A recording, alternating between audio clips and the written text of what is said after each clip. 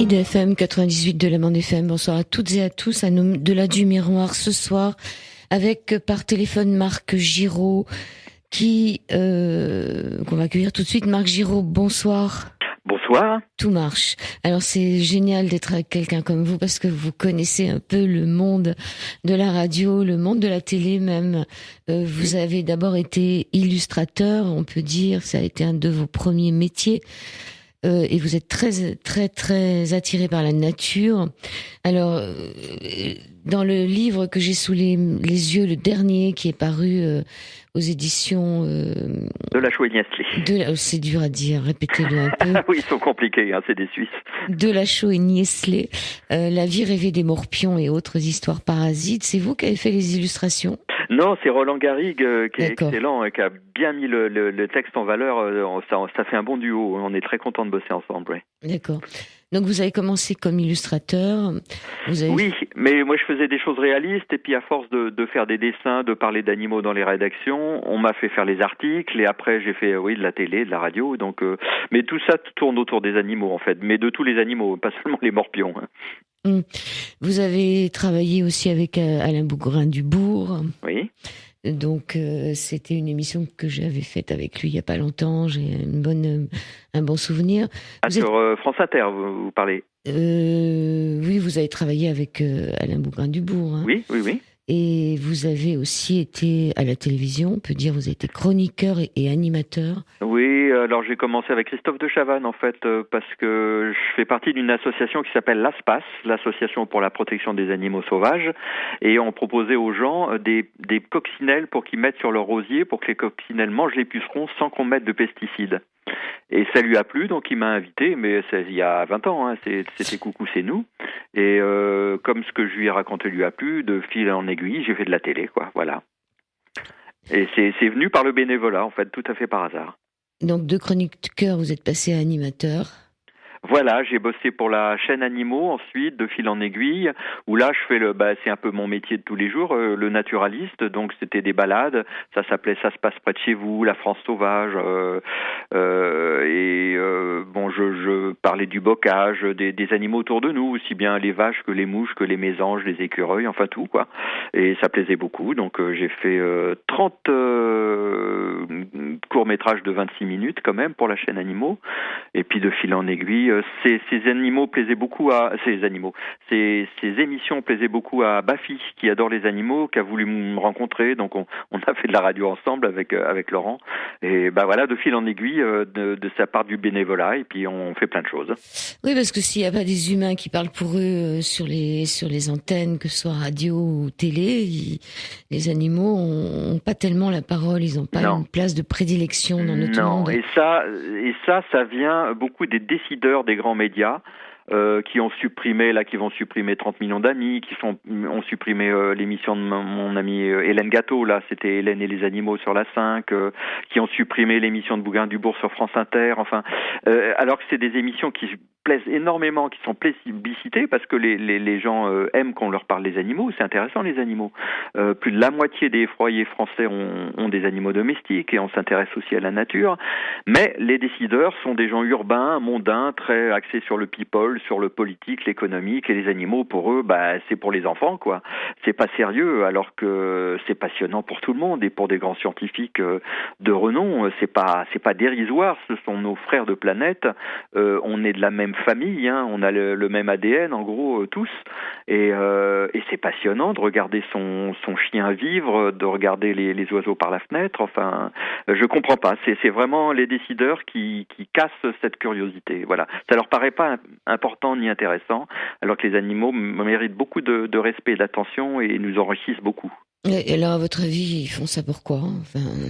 Je pense que c'est une histoire de fierté, parce que pour eux, ils aiment le pouvoir, quoi. Ils aiment parler de politique, d'économique, de ce qui rend important, de ce qui est prestigieux, et les animaux, à leurs yeux, c'est pas assez prestigieux, quoi. Ils préféreront faire un débat politique avec des grands noms, des ministres. Là, ça se la pète, mais les chats et les chiens, ils font pas le poids, quoi. Et c'est bien dommage, parce que je pense que à chaque fois que j'ai fait des conférences, des émissions, tout ça, c'était toujours plébiscité, parce qu'on aime entendre parler de ces histoires-là. Et moi, ce que j'aime bien, c'est parler des animaux de proximité. J'ai fait pas mal de coins sur la planète. J'ai été éco-guide en Amazonie, j'ai fait des choses, mais j'aime bien parler de ce que tout le monde peut voir, de notre patrimoine naturel, parce que c'est important. Quand on se promène, les enfants aujourd'hui ne savent plus nommer un papillon. Ils connaissent toutes les marques industrielles, ils connaissent les Pokémon, ils connaissent des tas de choses, mais un papillon, un pan de jour, ils savent pas ce que c'est, quoi. C'est grave. On est complètement déconnecté de la nature, de notre patrimoine, de ce que les plantes nous apportent aussi, de tout, et c'est bien dommage. Enfin, moi, je sais pas reconnaître les papillons, je vous l'avoue, franchement. Je vous emmènerai dans les bois. Vous verrez, là, ils vont bientôt sortir. Là, là, il fait trop froid, mais ça commence. Les premiers migrateurs, on les entend. Enfin, la nature commence à se réveiller. Là, les gens qui y sont sortis. Voilà, les papillons vont pas tarder.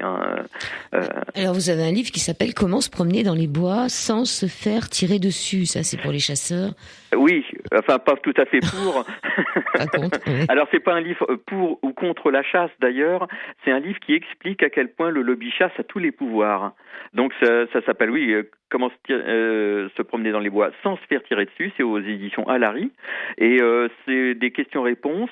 Ça je l'ai fait avec les juristes de l'ASPAS, donc ça fait partie de ma vie militante entre guillemets de protecteur de la nature. Il faut vraiment que les gens sachent à quel point on peut pas protéger la nature à cause des chasseurs. Ils ont tous les droits. Par exemple, on peut chasser bourré. En France, c'est légal. On peut pas faire d'alcotest. Alors qu'une balle de certaines armes peut tuer à 3 kilomètres. Il n'y a pas de contrôle de sécurité, de santé, de la vue. Un chasseur qui a la Parkinson et qui entend rien, qui voit rien, il peut toujours chasser. Enfin, c'est pas sérieux, quoi. Il peut toujours chasser sans ses yeux. C'est grave, hein. Oui, c'est très grave. Ouais. Un fusil, c'est largement aussi dangereux qu'une voiture. Donc voilà. Alors ça, c'est un autre aspect. Ça, c'est pas la connaissance des animaux, c'est mon aspect protecteur de la nature, parce que la nature me donne beaucoup et je trouve que je lui dois de la protéger et d'informer aussi sur ce qui se passe autour de nous et d'informer sur ce que font les lobbies contre la nature, en effet. Vous avez publié combien de livres? Il y en a beaucoup, hein. 25 à peu près. Donc ça part de la coccinelle. Ah oui, la coccinelle, ça c'est pour les enfants. Mon premier qui a vraiment réussi, ça s'appelle le Kama Sutra des demoiselles. Oui, le titre est amusant. Les demoiselles font des libellules, hein. Donc ça parlait déjà des animaux autour de nous. C'était chez Robert Laffont. J'ai fait 4 livres chez eux et chez Delachaux et Niestlé. J'ai fait aussi les animaux en bord de chemin, la nature en bord de chemin, avec énormément de photos, 700 photos par livre. Et ça plaît beaucoup, parce que en fait, il n'y a pas trop à lire, il y a beaucoup à regarder. Oui, j'essaye toujours de pas être scientifique, si vous voulez, voilà. Donc je parle normalement d'animaux que tout le monde peut voir. Scientifique. Le super bestiaire aussi que vous avez fait. Alors super bestiaire, c'est le seul qui parle de tous les animaux du monde, mais celui-là, il parle des animaux dont personne ne parle. C'est ça que j'aime bien faire aussi, c'est d'être curieux des coins inexplorés. Et là, je parle des animaux atypiques, comme le serpent volant, comme le poisson. La vache volante, il y a des vaches qui volent. C'est un poisson, c'est un oiseau loisin, qui est le symbole de la Guyane d'ailleurs, qui rumine et qui sent la bouse de vache, et on l'appelle la vache volante. Donc c'est un drôle d'oiseau qui a une crête de punk, qui a le teint bleu d'un osseur, qui a des yeux rouges qui lui feraient faire des alcotests. Et c'est un drôle de piaf qui vole à peine, qui sent très fort, et c'est le symbole de la Guyane. Donc on l'appelle vache volante. Il y a beaucoup d'animaux totalement extraordinaires. Hein. Je vous dis, le serpent volant, qui sait qu'il y a des serpents volants, hein. Et des grenouilles poilues. Donc celle-là, on en a très peu de documents, donc je l'ai dessiné, j'ai fait des aquarelles. C'est pratique de pouvoir faire ça aussi. Il y a des phoques d'eau douce, il y en a en France par exemple. On ne sait pas qu'on peut voir des phoques à Angers ou à Tours. Voilà. Il y a des animaux qui sont totalement inconnus, donc j'ai voulu rendre justice à cela.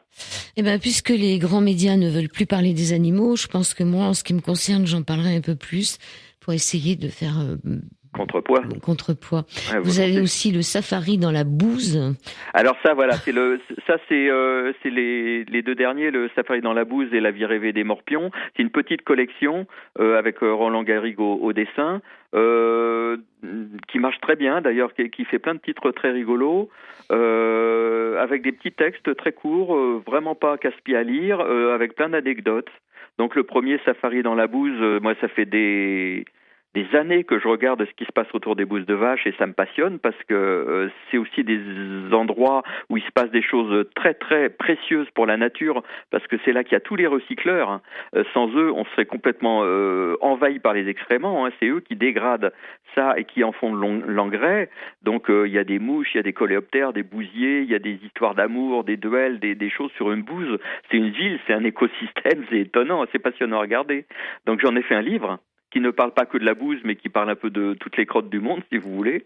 Et il y a beaucoup d'anecdotes qu'on voit pas trop dans des livres grand public, parce que c'est dans des livres très spécialisés. C'est comme celui sur les parasites, là, que je viens de sortir. Ok, génial. Je vous remercie. On va rester un peu sur la bouse parce que ce qu'on sait nous finalement tous ceux qui ne savent pas, on sait que les porcs, il y a du lisier et que le lisier ça pollue toute la Bretagne. Donc la différence entre le lisier de porc et la bouse. Le lisier c'est le jus de l'élevage. Hein. Ça c'est un mélange de tous les excréments liquides, du jet d'eau qui a lavé le sol. Enfin bon voilà c'est ça, c'est ce qui traîne quoi. C'est les déchets. C'est les eaux usées, si vous voulez. Parce qu'on nous dit aussi que les effets de serre, ça vient des paies de la vache et de nos propres paies aussi, finalement. Il n'y a pas que les vaches qui pètent. Oui, alors c'est le méthane. C'est le méthane qui est un puissant gaz à effet de serre, ça c'est vrai. Mais d'abord, c'est pas les paies des vaches, comme on le dit souvent, c'est vrai, c'est plutôt l'héros. Mettons les choses bien au point. Et en plus, c'est là où ça pose un problème, c'est uniquement les élevages industriels, c'est-à-dire les élevages hors sol où effectivement les animaux produisent énormément de méthane, mais où il n'y a pas de végétaux pour compenser. Alors qu'est-ce qu'ils font dans les usines à vaches? Ils ont des extracteurs de méthane, ils en servent. Justement, oui, ils l'utilisent, ils en font des usines à méthane pour en faire de l'énergie, c'est horrible. La bioénergie. C'est horrible. Hein. Ah oui, c'est épouvantable. On se dirige vers un monde de totalement absurde. Mais une vache dans un pré avec de l'herbe ne pollue pas parce que l'herbe compense l'effet de serre de séraux. Donc voilà, faut pas dire que ce sont les vaches qui sont le problème, ce sont les élevages industriels. Et notre goût immodéré de la viande, qui est même pas bon pour nous-mêmes, qui est très mauvais pour l'environnement et qui est une des grandes causes de l'effet de serre. Voilà, on se rend pas compte des conséquences de nos gestes quotidiens sur la planète, parce qu'on est des milliards. Donc chaque geste multiplié tous les jours par des milliards, ça fait quelque chose qui se voit, quoi. On préfère nous dire que c'est de la faute des vaches. Voilà. Et que voilà. Oui. Alors dans votre livre là, La vie rêvée des morpions et autres histoires parasites. C'est un livre qui va nous parler de tous nos parasites. Vous allez adorer, chers auditeurs. Vous dites en 4e de couverture que l'animal le plus long du monde n'est pas la baleine. Oui. C'est quoi alors ?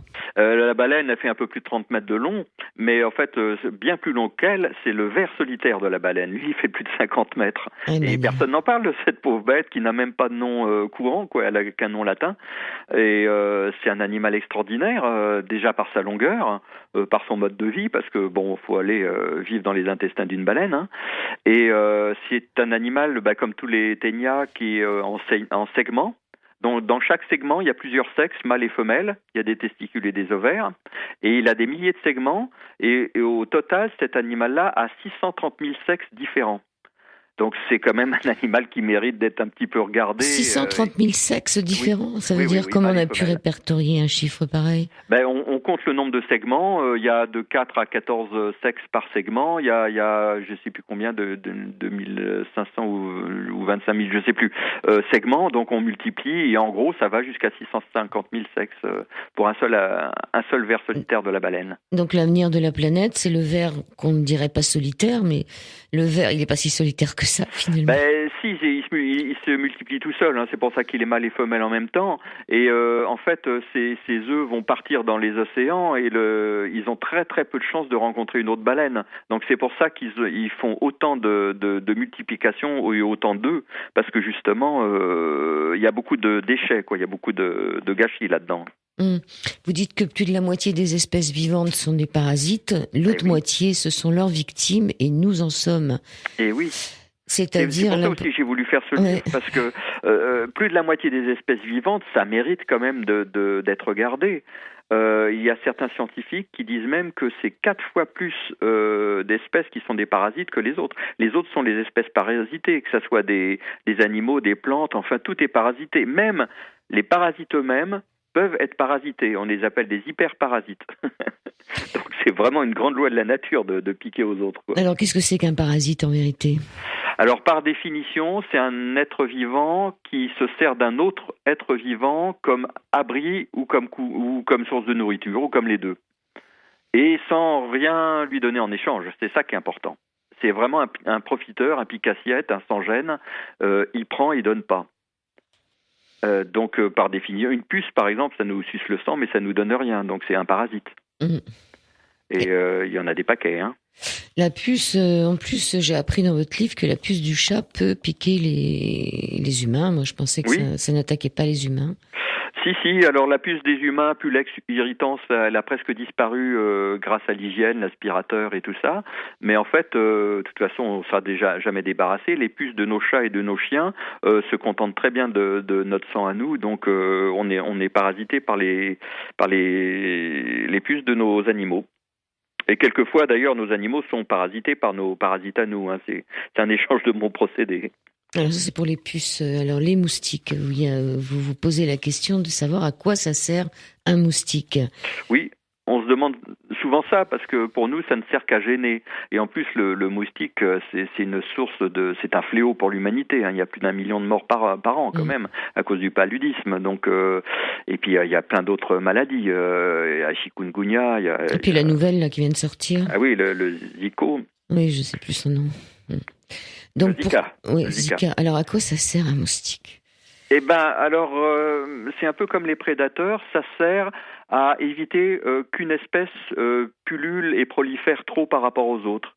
C'est-à-dire qu'ils s'attaquent de préférence, les parasites, à ceux qui dépassent. Et l'humanité, comme elle dépasse beaucoup ces temps-ci, elle a des soucis à se faire. Hein. Donc, ça pourrait, servir à éliminer le surplus d'une certaine espèce. Mais chaque parasite peut servir à autre chose. C'est pour ça que les choses sont beaucoup moins simples qu'on le croit souvent.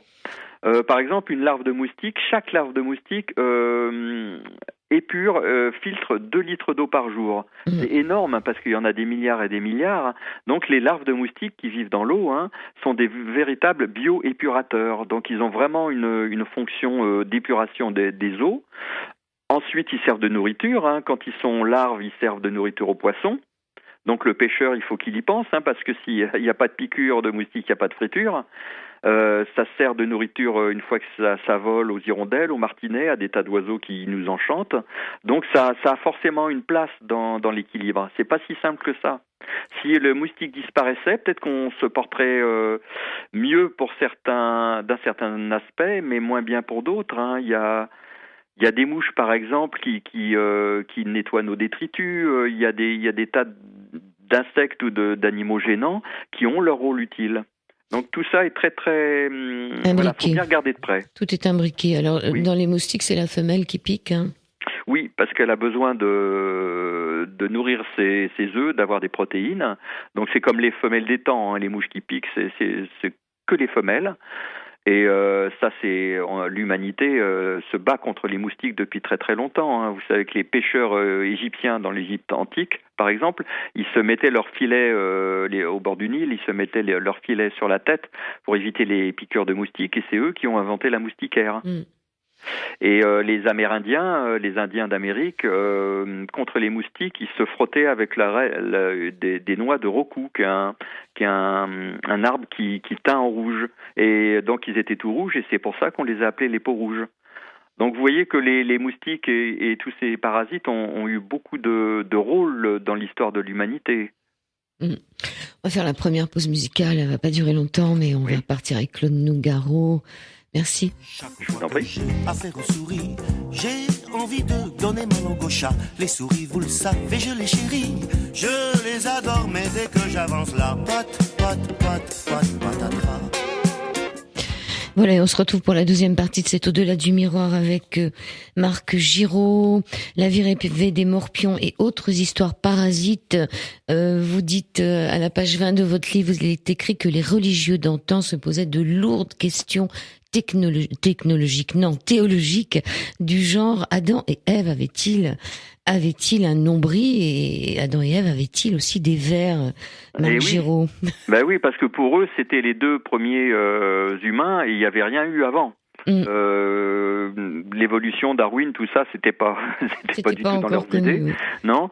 Donc ils se demandaient, par exemple, pourquoi est-ce qu'ils auraient eu un nombril, puisqu'ils n'étaient pas nés d'une femme. Donc a priori, et les peintres du Moyen Âge et d'avance se posaient la question et ils les représentaient avec un nombril pour qu'ils aient l'air humains, mais ils se demandaient s'ils en avaient un. Et pareil pour leurs vers intestinaux, comment ils les auraient attrapés, puisqu'ils étaient apparus comme par magie.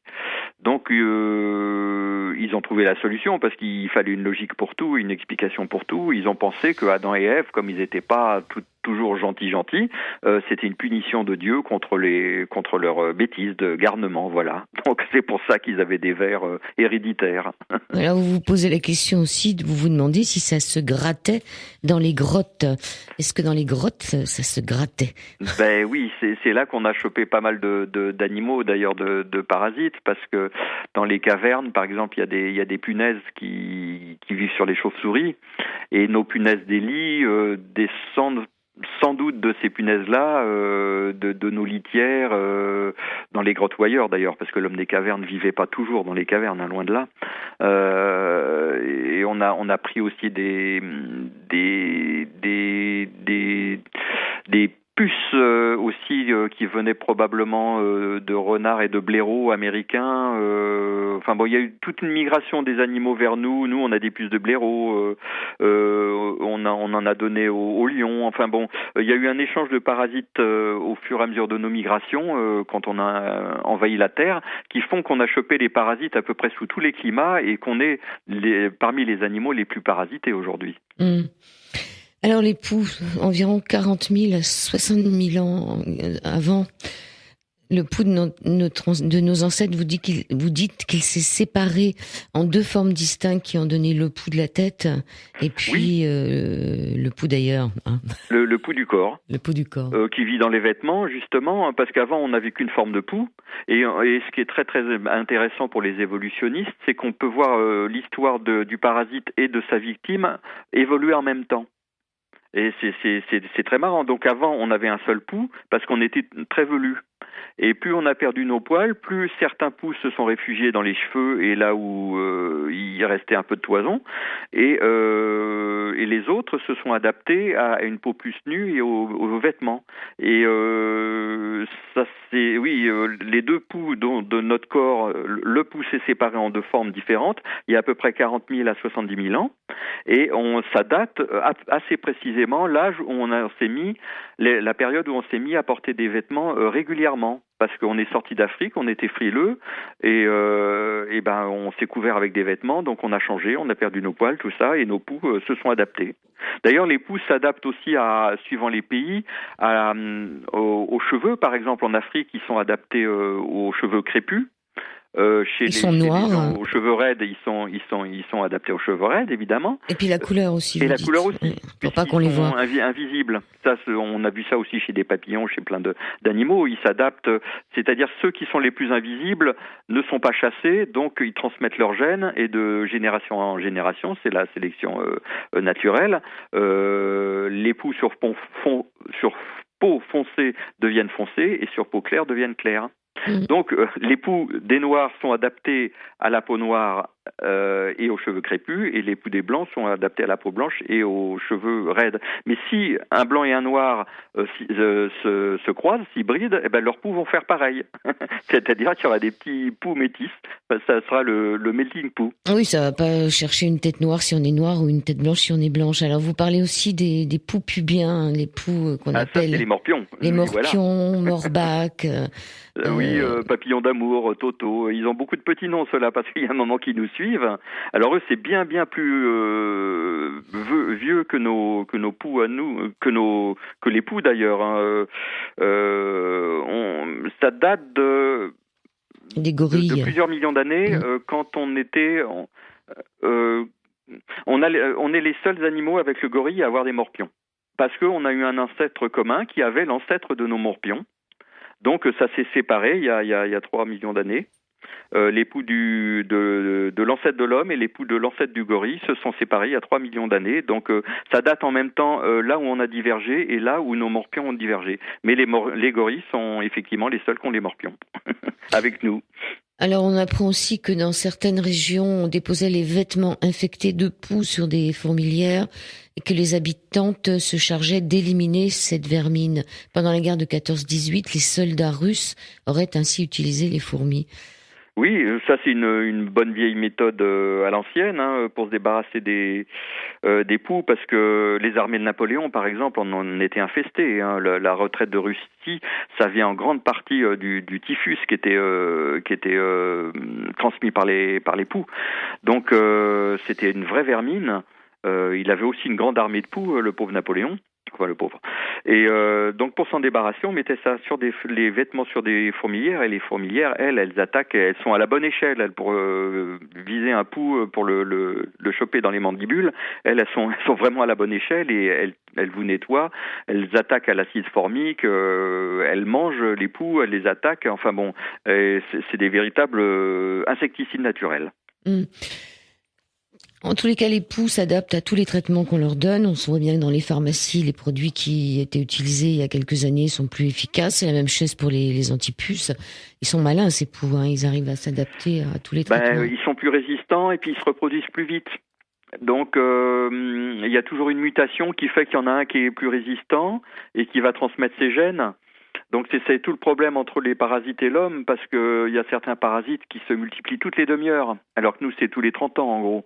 Donc ils vont beaucoup plus vite pour trouver les parades.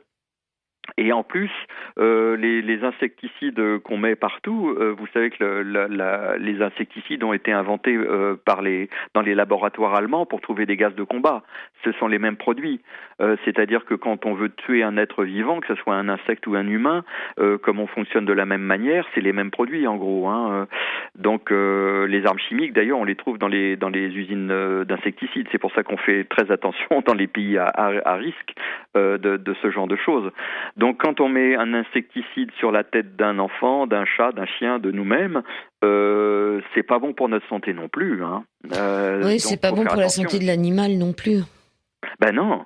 Non. Les produits pour chat ou chien, on met des produits qui sont interdits pour les humains, mais eux, ils se lèchent en plus. Quand on leur met un antipuce, ils se lèchent, donc ils l'ingèrent, alors qu'il y en a, il faudrait même pas y toucher avec les doigts, il faudrait pas les respirer. Je suis d'accord avec vous, mais vous avez des chevaux aussi. Est-ce que les chevaux ont des puces, des choses comme ça? Ah oui, ils ont des tiques, ils ont des... Oui, bien sûr. Est-ce que ça arrive d'avoir des chevaux qui sont allergiques aux piqûres? Parce que moi, ça m'est arrivé avec des chiens et des chats qui sont allergiques aux piqûres, donc on est bien obligé de se débarrasser des bestioles. Oui, mais alors j'ai pas la solution miracle, mais je sais qu'on a une petite tendance à abuser de la chimie et qu'on n'en ressortira pas vainqueur. Donc il faut user avec parcimonie, il faut changer souvent de produits, il faut essayer les produits bio, les alternatives, il y a beaucoup de choses. Moi j'ai un cheval aussi qui est allergique aux piqûres d'insectes, donc je fais attention. Mais l'asperger d'insecticides, de toute façon, c'est efficace 2 ou 3 minutes. Dès que le cheval bouge et transpire, ça enlève tout. Donc, on l'empoisonne pour pas grand-chose. Donc, moi, je leur mets des masques à mouches, par exemple, pour les yeux. Et pour le reste, ils se font piquer. Ils ont aussi leur défense naturelle, qui sont leur queue qui fait chasse-mouche. Donc, ils se mettent tête bêche l'un contre l'autre. Donc, ils se chassent les mouches l'un l'autre. Les vaches font ça aussi, d'ailleurs. Il y a plein d'animaux qui font ça. Ils sont malins. Ils ont ce qu'on appelle des muscles pauciers. Si vous regardez une vache ou un cheval... ça remue, oui, ça frétille. Voilà, la peau se met à trembler. Ce qui fait que ça les dérange pas. Ils continuent de brouter, mais leur peau chasse les mouches. Bon, évidemment, les mouches, c'est très, très insistant. Ça revient. Mais ça aura du mal à piquer, quand même. Alors, on revient un peu sur les morpions. Est-ce que l'épilation est une bonne solution quand on voit maintenant que c'est la mode de s'épiler complètement? Si on a moins de poils, on aura moins de poux, on aura moins de problèmes. Alors, Oui, c'est vrai. Les prêtres, les grands prêtres de l'Égypte antique, encore l'Égypte, se rasaient toutes les semaines entièrement le corps contre les poux et les morpions justement. Donc évidemment l'épilation qui est très à la mode. Hein, vous savez que 80% des étudiants américains quand même s'épilent le sexe, plus ou moins partiellement. Donc c'est la grande mode, il y a les tickets de métro, il y a l'intégrale, il y a tout ce que vous voulez. Et ça, c'est la déforestation pour les morpions. Donc c'est la disparition de leur milieu. Et les morpions sont en voie de disparition dans ces pays-là à cause de la mode.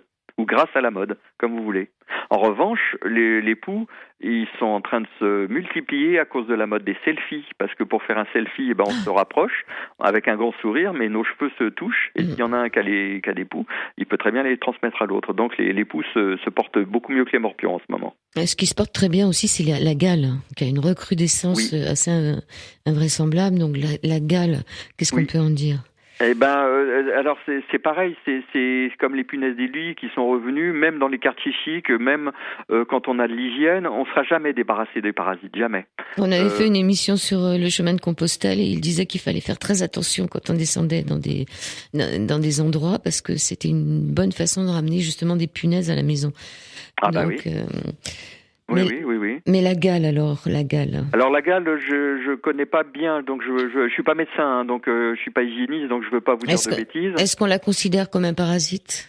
Je crois que ça vient d'un parasite d'un acarien, il me semble bien. Hein. Mais il y a aussi des gales chez les animaux. Alors le renard a des gales qui viennent d'acariens, donc je voudrais pas vous dire de bêtises. Mais ce que je sais, c'est que en effet, ça revient beaucoup. Alors en partie parce qu'il y a des gens qui sont de plus en plus SDF, qui sont pauvres, qui n'ont pas les moyens, mais ça vient aussi dans des endroits où on peut se permettre d'avoir une bonne hygiène et ça revient. C'est comme une pulsation, on se débarrasse, ça revient. Si c'est pas un tel parasite qui revient, c'est un autre, mais de toute façon, on sera jamais débarrassé, ça c'est une certitude.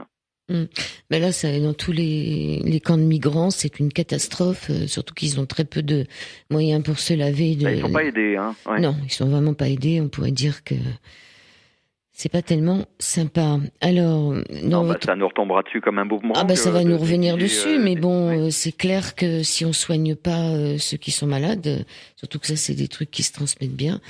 Bah oui. Alors, et le tic, le tic, ça, c'est autre chose. Oui, la tique, c'est un acarien géant.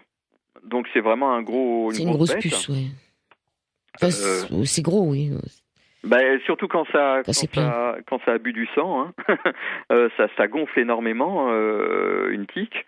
Donc c'est un animal qui a une vie assez limitée, hein, parce que ça attend. Si ça trouve pas, ça meurt. Ça ne voit pas, ça n'entend pas, c'est juste sensible aux vibrations et à l'odeur de la sueur, en gros, hein, c'est tout. Et quand ça attrape une victime, ça s'accroche et ça suce le sang, donc ça grossit de 200 fois même. Et après ça tombe. Ça se dégonfle, ça recommence, et puis au bout d'un moment, la femelle pond des centaines et des centaines de petites tiques,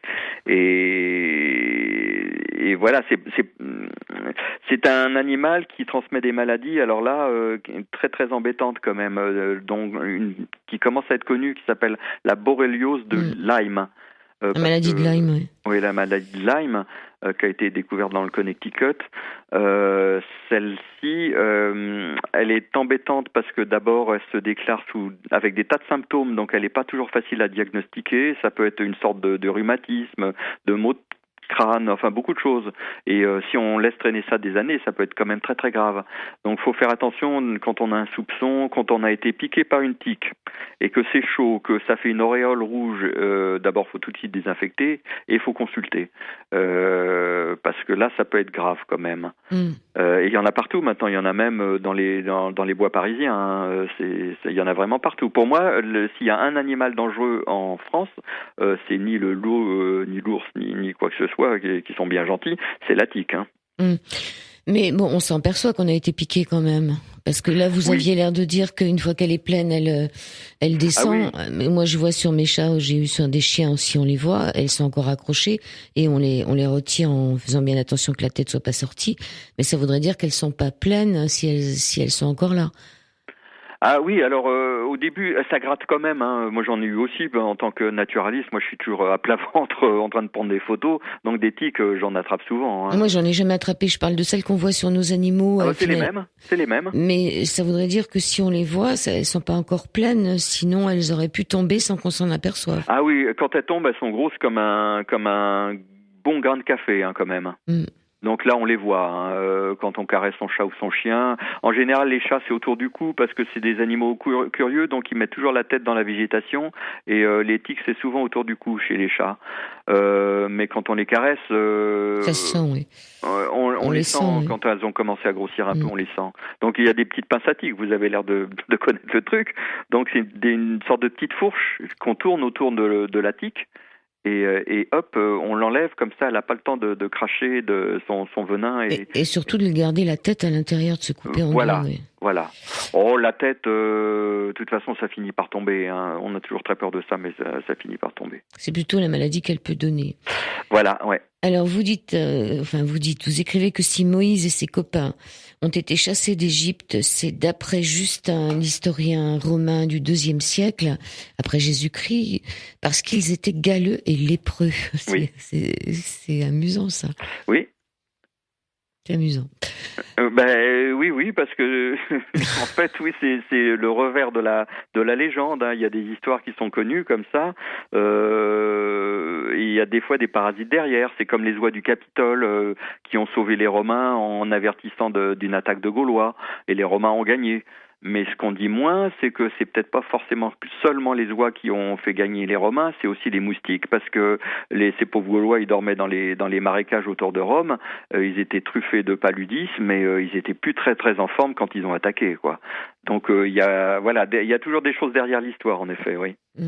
En tous les cas, ce qu'il faut retenir, c'est que c'est la mauvaise, la mauvaise façon de se laver, la mauvaise hygiène qui fait que ça arrive et qu'on en trouve dans nos métros, on en trouve partout. Donc il faut se méfier de cette gale qui arrive. Il y avait même plus de produits pour la soigner à un certain moment. Pour la gale, là, vous parlez de la gale. Oui, je parle de la gale, mais bon, les moustiques, les sangsues, on parlera des sangsues juste après. On fait la dernière pause musicale, on se retrouve tout de suite, merci. Elisa, cherche-moi des poux. Voilà, on va retrouver Marc Giraud tout de suite. Merci Serge Gainsbourg pour cette histoire de poux. Marc Giraud, c'est vrai que le fait d'avoir des poux, ça permettait d'avoir une certaine fraternité, parce qu'il fallait être comme les singes en train de s'épouiller les uns les autres. Oui, absolument. Oui, ça provoque des gestes sociaux. Donc ça faisait partie des parades amoureuses à certaines époques et chez certaines ethnies. Les papous s'épouillent, enfin tout le monde s'épouille, hein, même encore aujourd'hui. Et les Esquimaux, par exemple, avec l'américanisation et l'hygiène, ils ont perdu leur poux. Et ça leur manquait, donc ils se mettaient du sucre en poudre sur la tête pour retrouver le plaisir de la caresse réciproque, de la discussion, enfin du toilettage. C'est ce qu'on appelle le toilettage, comme les animaux, comme les singes. Et on a besoin de ça, de s'épouiller, en fait. Alors, on va parler de la sangsue. Et là, vous racontez une histoire assez folle. Vous dites que vers 1550, des femmes galantes qui avaient perdu leur virginité.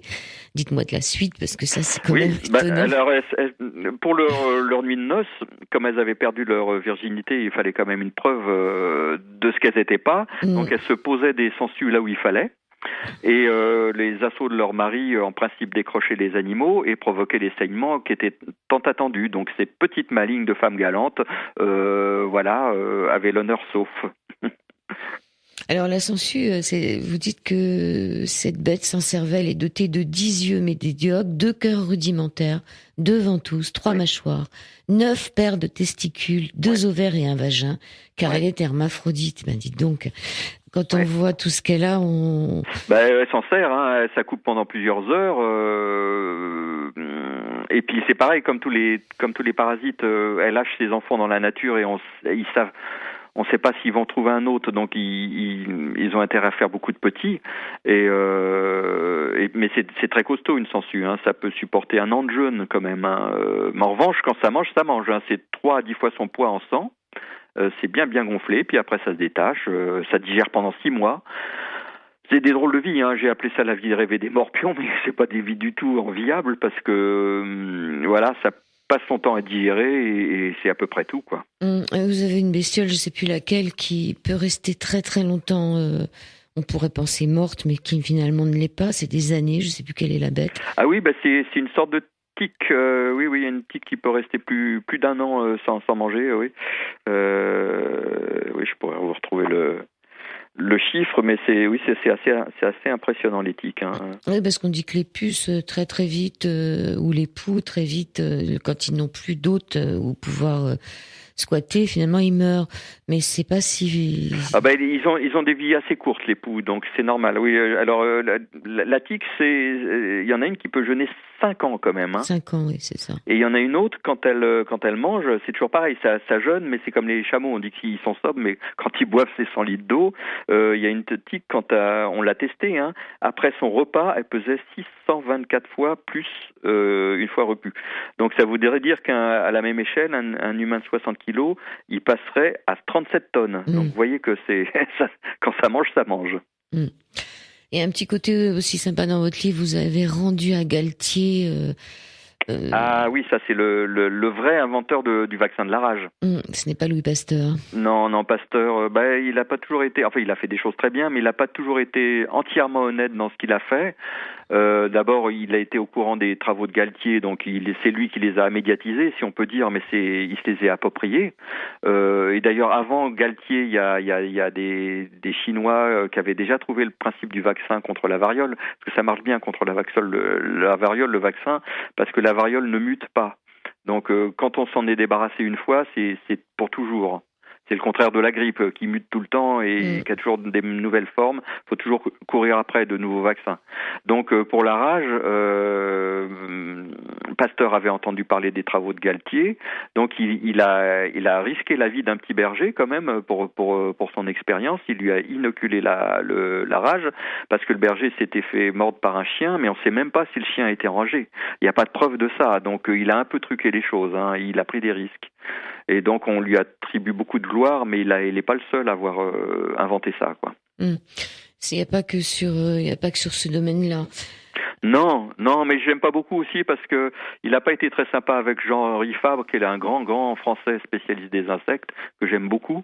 Et il avait besoin de renseignements sur les insectes, donc il est allé voir Fabre et il l'a regardé de très très haut. Et Fabre, le brave Fabre, dans ses mémoires, dit qu'il n'a pas été très sympa. Et il se la pétait, si on peut dire, le Pasteur. Le bon Pasteur. Oui. Alors la mésange parfumée, la mésange parfume son nid parce que nous on n'arrive pas vraiment à s'en sortir, mais les animaux, ils ont trouvé des...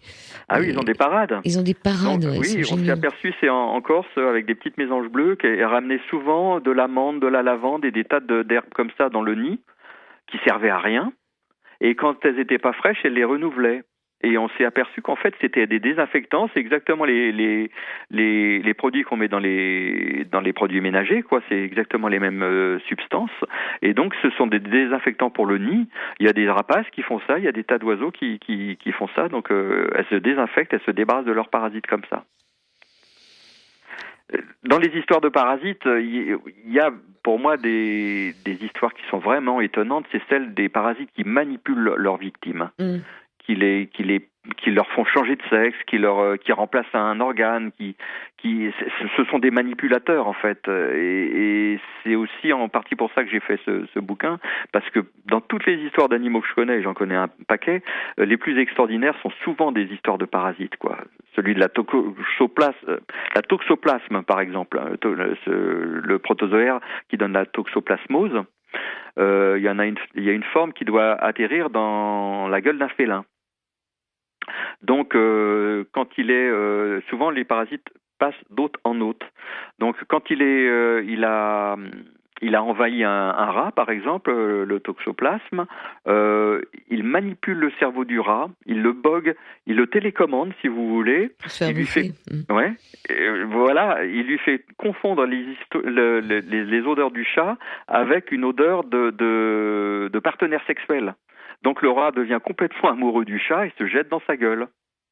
Et on vient de découvrir exactement la même chose avec les chimpanzés et les léopards. Les chimpanzés qui ont la toxoplasmose deviennent complètement amoureux des léopards et se jettent dans la gueule du fauve. Mais c'est quand même incroyable quand on réfléchit à tout ça, parce que finalement, ça voudrait dire qu'il y a une intelligence qui est un peu supérieure à nous tous, qui fait que pour que la chaîne alimentaire continue, il faut que tout ce processus perdure. Oui, oui, c'est passionnant pour les évolutionnistes parce que si on voit le résultat de millions d'années d'évolution, donc on se dit mais comment ça a pu arriver un truc pareil? Donc c'est ce qui est très intéressant pour les évolutionnistes, c'est de voir tous les parasitismes un petit peu intermédiaires, parce qu'il y a des parasites qui sont des parasites occasionnels, on dit, puis d'autres qui deviennent des parasites obligatoires, c'est-à-dire que s'ils n'ont pas leur victime, ils peuvent plus survivre. Et il y en a d'autres qui ont besoin de 2 victimes, donc ils passent de l'une à l'autre, comme la toxoplasme par exemple, qui passe du rat au chat. Et tout ça, c'est venu au cours de l'évolution, évidemment, mais c'est vrai que c'est extraordinaire. Le résultat est toujours extraordinaire. Ça, la nature, c'est toujours étonnant. Ouais, alors c'est aussi les vers, les trématobes ou les vers sont vraiment des alliés de l'agriculteur et des jardiniers. Et quand on voit tous ces pesticides qu'on met sur la terre qui détruisent la terre, ça détruit aussi donc tous ces vers qui sont pas forcément des prédateurs. Oui, c'est bien pratique ces animaux-là en tout cas pour le jardinier, hein, pas forcément pour les insectes, parce que ce sont des petits vers qui rentrent dans les limaces. Dans les escargots, enfin dans tout ce qui plaît pas aux jardiniers, ils y vont mais par milliers, hein. Donc une fois qu'ils sont à l'intérieur de l'escargot, ils le bouffent de l'intérieur et c'est cuit, c'est cuit pour le mollusque, quoi. Donc il suffit de jeter un mélange avec des œufs de verre, de ces petits vers-là, et on est débarrassé des limaces.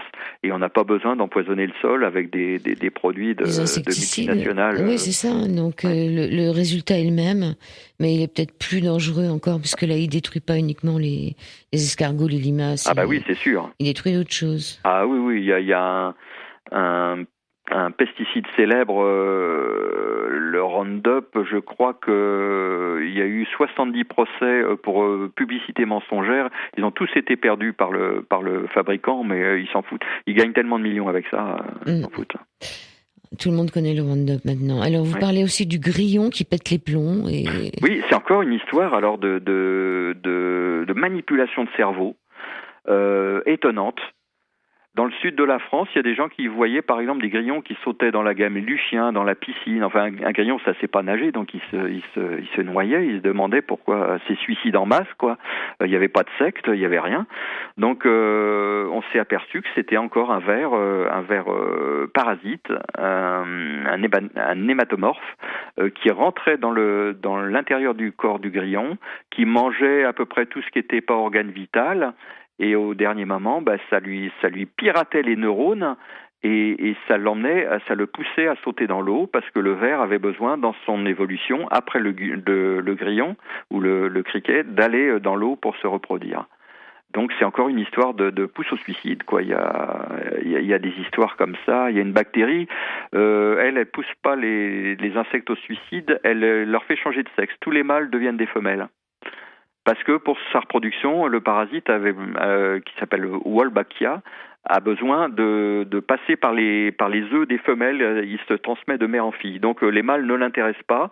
Donc il n'y a que des transsexuels, ce qui pose des problèmes. D'ailleurs, une population de papillons en Afrique qui est un peu au bord de l'extinction, parce qu'il n'y a plus que des filles et elles n'arrivent plus à se reproduire. Ouais. Alors, puisqu'il nous reste quelques minutes, est-ce que vous avez une idée justement sur la suicide de ces animaux en masse, là? Que ce soit des oiseaux, il y a eu des suicides d'animaux en masse, mais que ce soit des oiseaux, des baleines, un peu partout sur la planète, il y a eu des animaux qui ont... Alors, il y a les échouages de baleines. Oui, et puis il y a eu des oiseaux qu'on a retrouvés... c'était il y a quelques années, mais c'est vrai que... Oui, alors il y a eu des phénomènes différents. Hein. Pour les baleines et les dauphins, on pense pas au suicide, on pense que c'est un dérèglement de l'oreille interne. que c'est dû soit justement de temps en temps à un parasite, soit aussi au sonar des navires, parce que les mers maintenant sont envahies des sonars des sous-marins militaires, de choses comme ça. C'est devenu un vacarme épouvantable, et ces animaux qui sont très très très sensibles des oreilles internes sont complètement désorientés. Donc ce genre d'échouage massif de baleines ou de dauphins est aggravé par nos outils encore. Hein. Il y a toujours des humains derrière. Hein. Pour les oiseaux, je peux moins vous dire. Je sais qu'il y a eu des histoires de tempêtes. Il y a peut-être eu aussi des virus, mais c'est pas des suicides d'animaux, on n'en connaît pas vraiment. Hein. Même l'histoire du suicide du scorpion, c'est pas tout à fait ça. C'est que quand on met un scorpion au milieu du feu, il s'agite tellement que sa queue s'agite, donc il a l'air de se piquer pour mourir. Mais c'est pas, voilà, a priori un animal se suicide pas. Faut jamais dire jamais, hein, mais sinon en captivité, des dauphins en captivité, ça peut arriver. Ouais. On dit que les porcs aussi, les cochons sont les animaux les plus proches de nous et qu'ils peuvent avoir des dépressions nerveuses. Oui, tous les animaux peuvent déprimer. Ils ont les mêmes sentiments que nous. Faut pas leur refuser ça. On est différents, mais on a beaucoup de points communs. Donc les animaux dépriment effectivement. Un chien qui perd son maître déprime, ou qui perd son compagnon. Un cheval, une vache qui perd sa copine, ça déprime, et puis pendant des mois. Ça, oui. On va terminer, donc ce livre s'appelle La vie rêvée des morpions. Sur la déprime, c'est dommage. Non, on va terminer sur une phrase de Colette que vous avez écrite en fin de livre. On peut espérer que lorsqu'ils seront les maîtres du monde, les insectes se souviendront avec reconnaissance que nous les avons bien nourris. Vous avez un site internet, si on tape Marc Giraud, vous sortez tout de suite en premier. Oui, Marc Giraud naturaliste, parce que j'ai beaucoup d'homonymes. Oui, non, mais même si on tape votre nom, c'est quand même vous qui sortez en premier. Ah bon, donc d'accord. voilà, ça donne sur un site marcgiroudnature.net. Là, on vous voit avec un cheval. Ouais. Et donc ce livre s'appelle La vie rêvée des morpions et autres histoires de parasites, aux éditions Delachaux et Niestlé.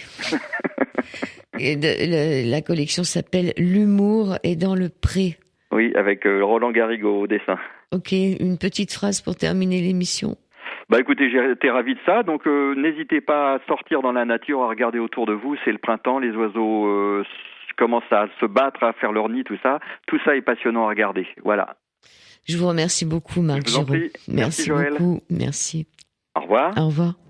Quand je sortirai de mon corps, comme un papillon, mieux encore, pour m'envoler vers d'autres ciels et découvrir d'autres soleils. Quand je partirai dans la nuit, entre les fleurs et les bougies, quand je partirai pour de bon, souviens-toi de cette chanson.